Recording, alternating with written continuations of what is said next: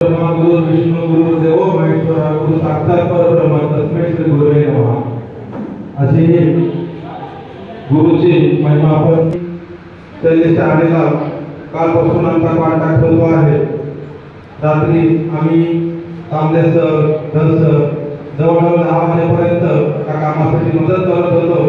आम्हाला पण बरं वाटतं कारण आपले विद्यार्थी आहेत, जुने विद्यार्थी आणि आताचे विद्यार्थी यामध्ये आपल्याला खूप तफावत दिसते आहे। तुमचा पण लक्षात येत असेल की आपली जी काही मुलं आहेत, तुम्ही जेव्हा शाळेत जाता त्यावेळेस तुमच्या लक्षात येत असेल की आपण काय होतो आणि आताची मुलं काय आहेत। याचा परिणाम कशामुळे झालेला आहे तर आताची काय टेक्निकल पिढी आहे, व्हॉट्सअप असेल, फेसबुक असेल, तुमचा पुढे प्रश्न पाहिला असेल की आता जेव्हा मुलं शाळेत जातील, ॲडमिशन घ्यायचं असतील तेव्हा कुठल्या शाळेत ॲडमिशन घ्यायचं हा खूप मोठा प्रश्न आहे।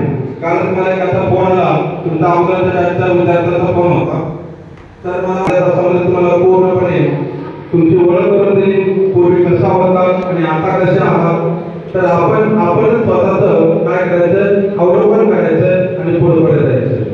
असेच या कार्यक्रमाला येत जा, जेणेकरून आमचं तुम्हाला मार्गदर्शन मिळेल, तुम्ही पण आम्हाला मार्गदर्शन करायचं।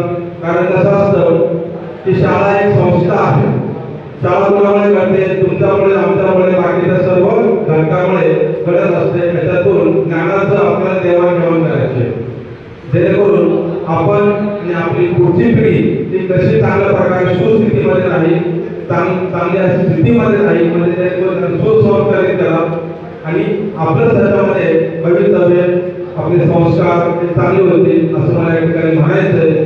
आपण या ठिकाणी आला, चांगलं वाटलं, असेच कार्यक्रम करत जा आणि तुम्ही तुमच्यामध्ये चांगला सलोखा ठेवा। या ठिकाणी या कार्यक्रमाच्या निमित्ताने माझे 4 शब्द तुम्ही ऐकून घेतला। छान वाटलं। जय हिंद, जय महाराष्ट्र।